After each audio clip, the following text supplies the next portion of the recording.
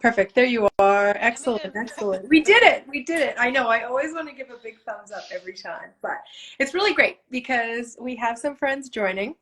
And I really appreciate everybody who is spending some time with us tonight. We have your cohort here. Tracy is here. Stephen is here. That's excellent, who are also on view behind me. But I just want to say thank you to everyone and welcome. Today we have Lydia Kinney, who is currently on view in our exhibition here at Seesaw Art in Manchester, New Hampshire. I'm Amy Regan, and I want to say hello and welcome everyone. We have a bunch of friends joining. Happy Thursday, everybody. So, Lydia Kinney was born in 1991 and is a painter based in Greenfield, Massachusetts. She graduated from the Massachusetts College of Art and Design in 2014 and has a BFA in painting and was with a BFA in painting and was the recipient of the Department of Honors and the 2013 Rob Moore Award. Lydia shows regionally throughout New England and often in the Pioneer Valley. And my first question is, what is the Pioneer Valley? The Pioneer Valley is, I think, technically the Tri-County area in Massachusetts between Berkshire and Worcester Excellent. counties. So Franklin County, where I'm at, Hampshire County, which is like Northampton, Hampton Yes, County, which is like that's Springfield. excellent. It's such a beautiful part of the state out there. I've gone a couple times, but that's excellent. And that's one of my favorite things about doing a live is I can be here in Manchester, you can be all the way out there in the Berkshires, and we can reach all of our friends here on Instagram. So welcome, and thank you so much, Lydia. It's so great to see you. Thanks for having me. It's I been so should much fun. I should Go say for this it. is total semantics. I believe the contemporary terminology, and I should have this reflected, is the Connecticut River Ah, Valley, okay, which right. is That also, makes sense. yeah. Yeah, definitely. Is the edge of Massachusetts the Connecticut River? No, No, it's not. Okay, for it, I know it's the edge it's of New Hampshire, so Massachusetts was like, no, no, uh, no, we're not doing that that. makes sense. Oh my goodness, that's Well, so then we'd funny. lose all of the Berkshires. It's Yeah, fun. no, definitely not. We wouldn't want to lose you unless you want to become your own state, which is like always an option. Oh my goodness. It's been so wonderful to have your work here in Manchester in conversation with the other artists on View. We've worked together one time before, but to really be able to have a collection of your work and to dive into it has been really, really fun for me and then also patrons this month. So thank you, Lydia. Thank you. So can you tell us a little bit about this series of works that you have on view, and then what are some underlying themes or differences within the work? Because I wasn't sure how you selected it. It was like, okay, this is all of an idea, or these are some ideas, and sort of they're reflecting and jumping off one another. They're kind of clusters. Excellent. So I think overall that work spans the past 2 years. And I've been very lucky to not hold on to too much of my like small work portfolio. Yeah. So there are two 8 by 10s and four 11 by 14 paintings that all happened like in pretty rapid succession. Oh, wow. And like all, I think they were pretty fresh around the time we started talking about this show. And they're dealing with sort of reviving my color palette Interesting. um, and getting really deeper into the painting. So there's two kind of monochrome studies, Awesome. and those are just about like assessing a value range without going to hue-based Hmm. extremes. Yeah, mono tangerine and mono green. I Yeah. love those works. Yeah, definitely. Um, I love that idea. it was really helpful. And it would be really challenging, probably in a good way, for me to scale up that sort of challenge. Hmm. Where I just like if I have a 3 foot by 4 foot painting, I want to put everything on it. How can you not, right? Like Everett's so big, like Yeah. And I think the 11 by 14s do a little more of that, where like Mhm. they're such a liberating size. Where like Yeah. I kind of can do whatever, and they're at like exactly the perfect scale for like a speedball squeegee Oh, to I just love go that. clean across the whole thing. Yeah. So Yeah. there's marks like that throughout most those paintings and most paintings I make at a similar scale. Um, so there's a lot of like in all of that work, because they're small, because they're very free, a lot of like formal thinking. Yes. Yeah, a lot of formal thinking. I love how you put that. I'm gonna turn my camera around and show the works while we talk, and Cool. also put my computer down. But I really love what you said about like the size of your squeegee and how it's like a perfect size for that. And I'm going to show this work that we were talking about. So this orange piece is the mono tangerine, which is just so beautiful. Yeah, I love this. Um, so can you tell us, like technically speaking, what does painting look like to you?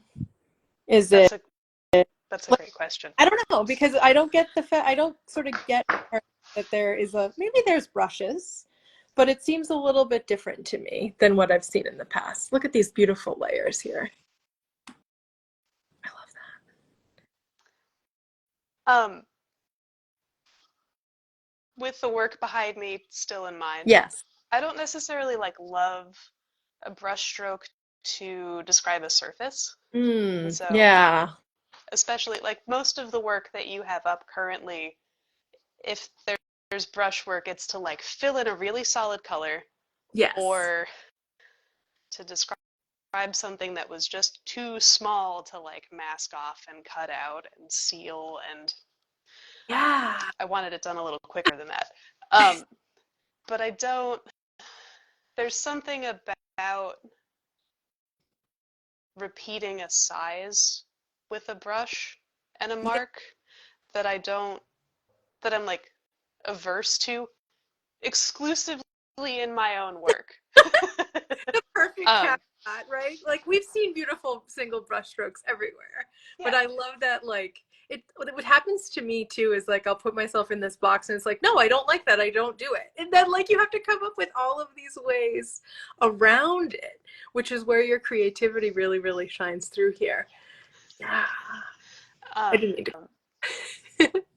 right. So to get paint on the surface, I do a lot of like masking areas off and then using, I did grab my squeegee. Yes. Um, to printmakers everywhere, I'm so sorry. But like, I, Oh, I, I love her. yeah. Oh my. Um, especially to get like across 11 Yes. inches. Because I Yes. also don't love the edge of the squeegee mark. Ah, right. And I can just can definitely I can see that 100% right here in this Yeah. work. You can see that beautiful gradient. You can see that layering and like it's so clean. There's definitely no brush strokes in it, which isn't something that I had really considered before. That's why it's so much fun to like get to pick your brain because yeah, it leads to more and more questions. Um, that was a good one of me. I'm going to be doing some screen printing later tonight, so I'm glad that there's a little, just some fun, like personal stuff. It's someone's birthday, so we're making a birthday patch, as you do, artists. Oh my goodness. Yeah. So so you're sort of masking off the paintings. You're using a screen printing materials, but you're also like I love that idea of the like working your color palette and like this body of work was something that you wanted to discuss with that, which was working the color palette. So how's it going? What are you learning? Like, are you making any leaps and bounds or none? Or sort of that's my question. Um, sometime last year, I got into this like violet rut. Mm. Um, and like, I love like a jewel toned palette where like I'm sort of between like a deep blue and a neon pink. Yes, I can picture that. Um, and so like violet tones really landed as a neutral for me. And again, I think there's a lot to explore there. There's a lot of beauty there. And it got to be a comfort zone in a way that was like dulling the work. Yeah, I know what you mean, right? Like you loved it so much that you kind of like not over loved it, but got comfortable, Yeah. right? And I don't, Yeah. why would I So, want to make paintings I'm comfortable with? Why would I just oh want my to make goodness. paintings I'm comfortable with? That is that's definitely why I love working with you. It's funny because I think about art all the time is that like I'm continually nervous to do things, and I also feel like if I don't feel sort of continually nervous, then like why am I doing it in a way, right? Like putting yourself out there. Whether for me it's choosing the artists or honestly reaching out to people, I get really nervous about sometimes. Like maybe they don't want to do it. If they say no, like that's fine. But you still like sort of have that in the back of your mind, Yeah. and I think that that's a really brave thing to say, okay, I'm going to spend the time, I'm going to do this work. My favorite color is an orange, but I'm going to see what happens. And then you make something that is so incredibly beautiful. Like, I love the mono orange painting so much. It was a real surprise.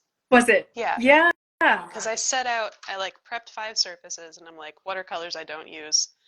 And so I pulled some that I do use, but I think I actually did like a mono violet, knowing that it would be a great value range. Yes. And then orange, green,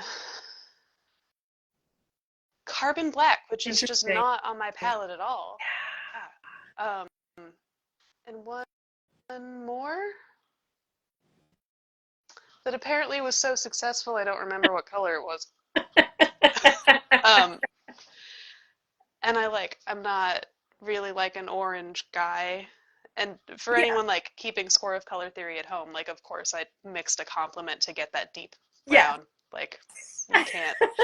Um, and I even like kept the compositions pretty similar and didn't like put too much into it and just Right. got this real surprise of a painting. Really, really interesting. Yeah, for sure. And I like thinking about, like let's not get hung up on reinventing the wheel all at the same time. And I love that you're so confident in your work to say like I'm going to use colors that I don't use.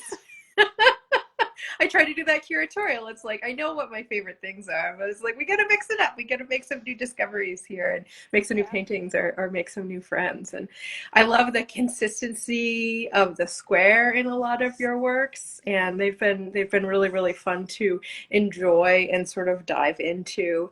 And one of my favorite pieces in the exhibition is the pattern vignette, which I feel like has such a fun story with another one of the paintings that we have on view. So I'm just going to show the pattern vignette and let's learn about this one for sure. How did this painting come about? Um, so I was working on the 2 pieces you've mentioned and another one at the same time. Wow. And I had just finished a painting called Vine and also gotten this really inexpensive, beautiful roll of like kind of acetate. Nice. Um, Yeah. and I loved, there were like compositional elements about it that I really liked and didn't want to feel so precious about. Mm. So I covered the finished painting in acetate, traced it with Sharpie, and then started pulling this almost like pattern, just Mm. like citing the form and then drawing that back into these new smaller paintings. With no, like, not a lot of, again, it's in dialogue with that bigger work, Yes. but very much abstracted from it. Um, Or let me see. So the piece that I'm thinking of, dun, da, da, is this piece here. I'm gonna give everybody a little motion sickness for a second there. Yeah, for sure. So when looking at pattern, which is this piece on the left, has certain elements that are really reminiscent in this piece pattern. And this piece, I feel like you could dive into and just live there with the line and with the color. And it is so monochromatic. My phone's doing okay justice. It's definitely greener than what we're seeing here. But I just sort of love that, you look through the keyhole, so to say, in the first painting, and it goes right into something similar to this piece. And specifically, this piece is, different from the other works here. You can see the purple one on the left there, the violet-ish with the square. Yeah, it's just so interesting. And it seems to me that you're taking chances all of the time, which, like I said, is a very brave thing to do for sure. I think Um, these two are an interesting pair because like there's lots of times where I'm working in tandem with work and one piece permits another to like be a certain way where like Interesting. it's safe that I made pattern window a certain way where it's about like pattern texture and like a flat surface, but it's structured and contained and surrounded and like Hmm. contextualized with the rest of my work. And Yes. so it's this window into another painting, and then it's in a very active dialogue with pattern. Yes. Yeah, definitely. Definitely. There's a lot. It, You're making it sound like I'm a high risk guy, and ah, you know, I I do a lot of like safety measures and baby steps around everything. no, I can totally understand that. And that, like, it's so interesting to me to hear that you're working on a number of pieces at the same exact time. Do you find that it lets you like ruminate on your ideas and sort of come back to it later without having to push it too far? Like um, you kind of get to a moment and then you're able to leave it, think, and come back while you work on something else. Yes and no. Okay. Because I'm first of all really bad at just like letting a painting rest, and that's part of why I do have like sometimes 2 to 4 pieces going at a Wow. time usually. Yeah. um, just so that I do like A, so that I can let things dry, and Yes. B, so that I can sometimes like take a motif that I really like and want to like keep intact on one piece. Yes. I'll move that on to another painting figuratively or very literally so that I can change it, lose it, recontextualize it. Um, and that doesn't necessarily help me like I don't know how much conscious thinking I'm doing about that as a process when it comes to like letting the work tell me what it wants. Yeah. But it's another method of like permission where like I have this thing that I really liked that was like really working in one way but really holding the work back another way. I can do it again. And Yes. then I can ruin or improve or change both of them. Yeah. So do you feel like you're always getting ideas?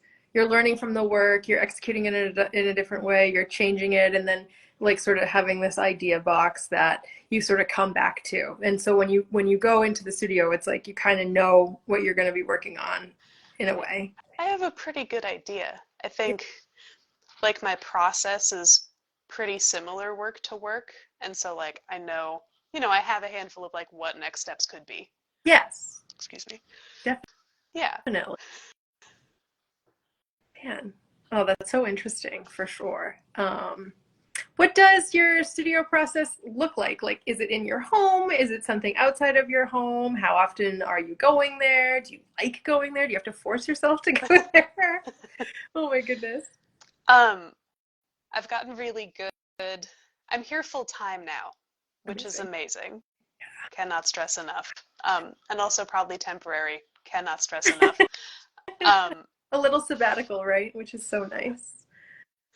um, but I did get into the really good habit of like I have studio garb, and it's Yes. this almost like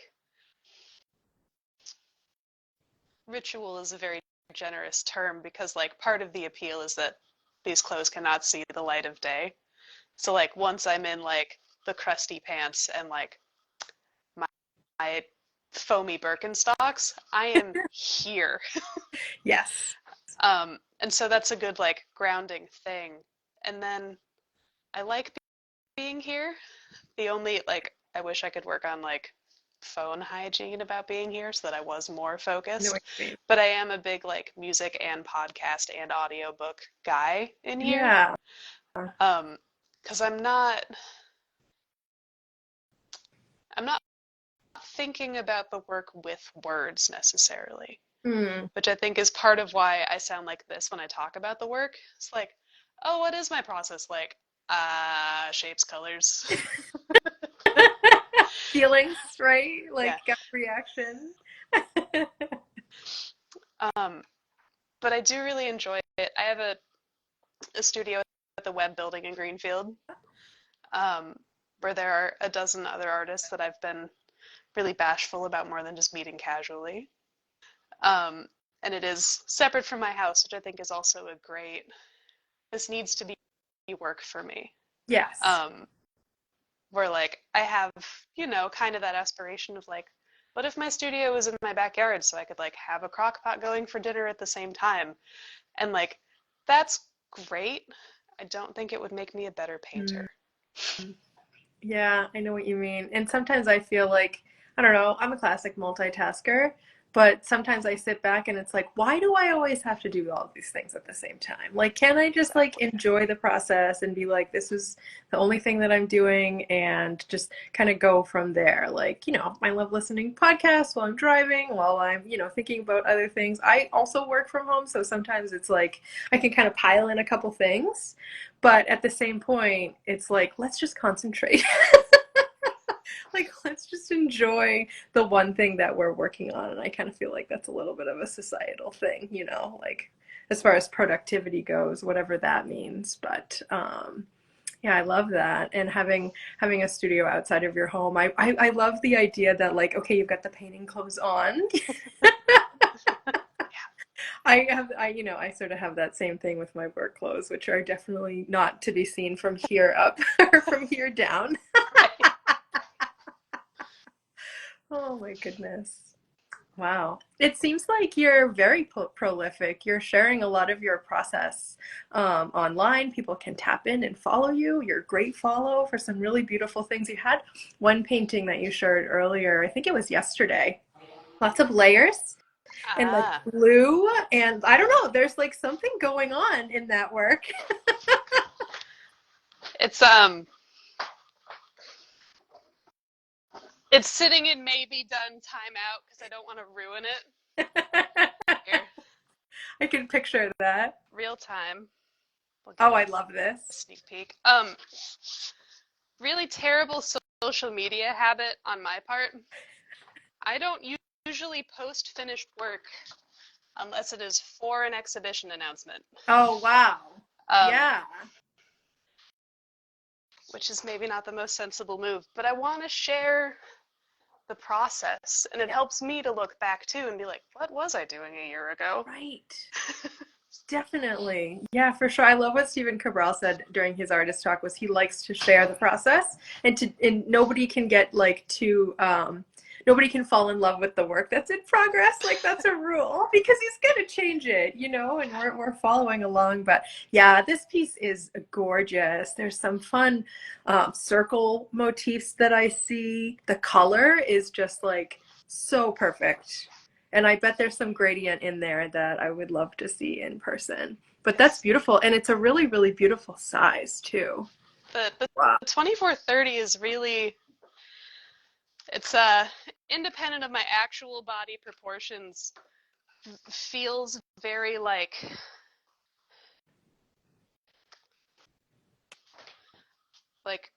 kind of field of vision Yes. core scaled. Yeah. Um, I was going to give away my big tech secret, but That's okay. this guy What is immeasurably helpful. this? This is my yogurt container that I've been tracing circles out of.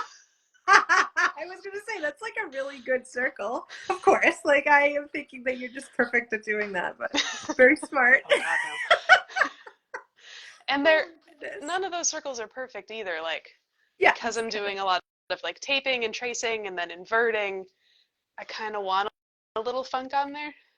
yes. Yeah, yeah. I, it's not like your paintings aren't perfect, but there are these lovely elements that make sure that they're not perfect, right?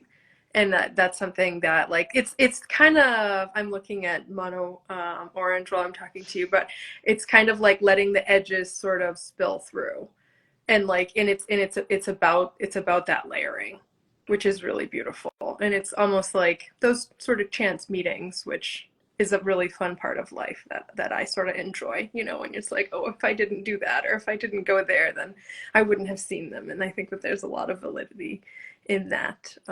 Yeah, this is such a beautiful piece, the orange and the blue and the yellow. That's great. Definitely. So what's coming up for you? What's going on? I mean, besides showing with, Seesaw Art, of course, but Um, the show that I am in at Sarah Bouchard Gallery in Woolwich, Maine, runs until May 12th.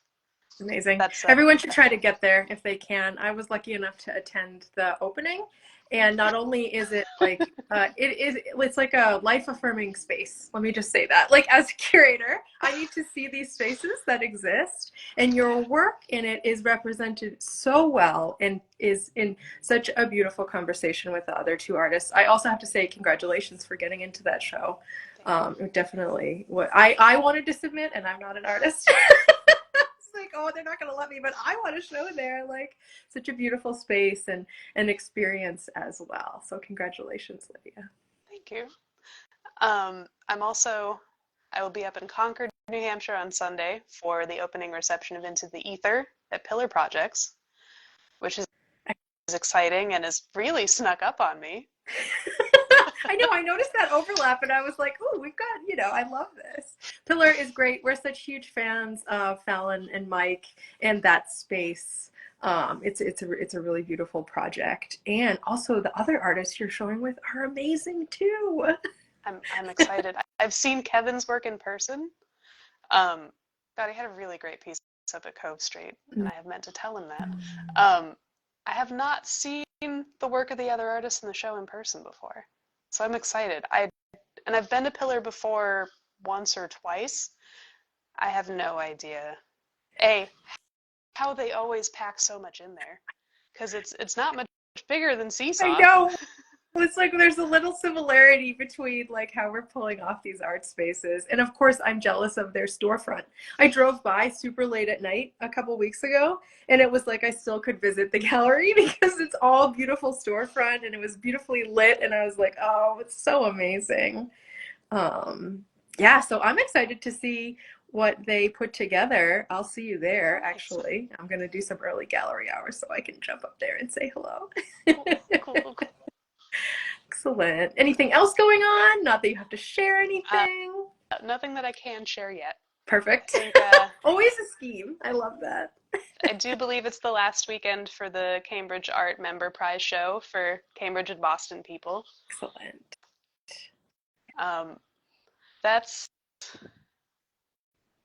There is one more. Excellent. For Pioneer Valley folks, I will have work up for the Femme Locale show at the gallery, the Mill at Amherst, which may also be known as Cowles. Lots of colloquialism. And I'll have info posted about that soon so that I can type it better than I said it. There you go. And maybe we can see a finished piece on your social media. I'm just kidding. In your neck of the woods, do you find that arts is supported and celebrated? To the point that I'm like scared to leave. Amazing. My husband and I have talked about like not living in Western Mass someday, and someday's really creeping up on us. And I like you're doing really great work in New Hampshire. I see really great work happening in New Hampshire, and sort of across the board in New England. Massachusetts is so not spoiled for arts funding. I think it should be the standard. Yeah. But I'm not even sure that I'd know what I was missing until I was gone. Yeah, I know what you mean, for sure. Yeah. Oh, that's the Mass MoCA Assets for Artists program, like they do regular workshops. They do more like long-term capacity building stuff. They're great. Um, and there are like community art projects, galleries, art centers, like we have a ton of it. We've got the Five College Mm. sort of network, which is a hub that frankly I could participate more in. Um, my local community college, GCC, has a fantastic gallery. Yeah. Yeah, it is a great place to be an I love artist. that so much. I kind of feel like it's sort of easy to be like, oh, I wish there was more going on. I think you're the only person who's ever been like, well, I could, there is more. But I'm like too busy, which is so valid at the same point. But I often hear, those squeaky wheels saying, oh, there's not enough going on. There's It's like, oh man, I get it. I can't keep up with everything going on. Oh, that's amazing. For people who want to follow along with you, what's the best way? Is it Instagram, email, your website? What's the best way to keep in contact? Um, Instagram is what I'm updating most routinely and where I'm communicating most often. But my website is, live. I do have a mailing list sign up in my link tree. Awesome. I try not to do too much of that. I'm averaging like quarterly, a little more than biannually. Mm. Um, I also, I know there's a kind of like, what is a studio visit for dialogue? Hmm. I would just love to have people come see the work and like talk to me about it or not, just look at it. Um, and it doesn't have to be like an academic thing. It doesn't have to be a collection thing. I just like say things to me about the work, please. Yeah, It's definitely. such a gift. For sure. I love that invitation. And of course, I think every wall is an art gallery. So of course your studio is an art gallery. Like that's where it originates from.